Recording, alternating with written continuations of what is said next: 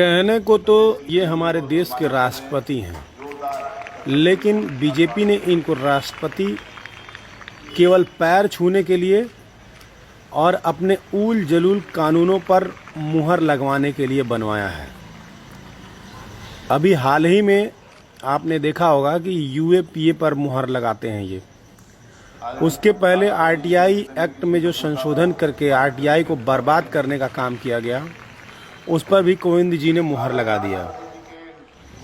ये जिस आरक्षण के दम पर, जिस आरक्षण का सर्टिफिकेट ले करके ये यहाँ तक पहुँचे हैं, ये उसी आरक्षण को ख़त्म करने की बात करते हैं, क्योंकि इनको लगता है कि अब देश में जातिवाद ख़त्म हो गया है, ऊंच नीच ख़त्म हो गया है, गैर बराबरी ख़त्म हो गई है। ऐसा इनको इसलिए लगता है क्योंकि भारतीय जनता पार्टी ने इनको सारी सुख सुविधाएं दे दी हैं।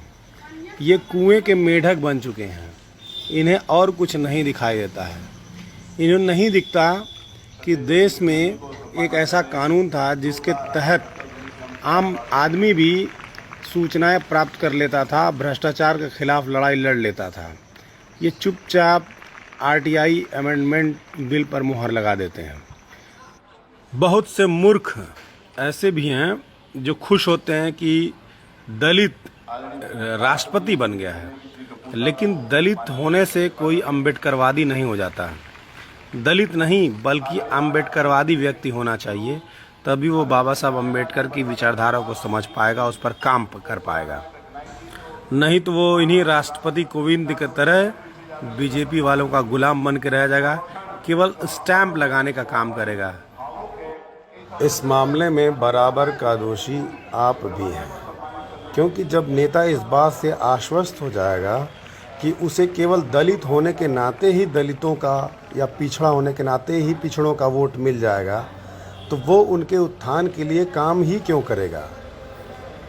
उसे लगता है कि दलित होने के नाते दलित का तो वोट मिल गया, अब सवर्णों का वोट कैसे मिले, इसके लिए काम करना चाहिए।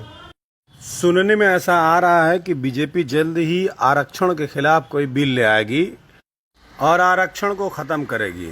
तो मैं बीजेपी से, नरेंद्र मोदी जी से आग्रह करूंगा कि सबसे पहले अगर आरक्षण को ख़त्म करना है तो राजनीतिक आरक्षण ख़त्म करें।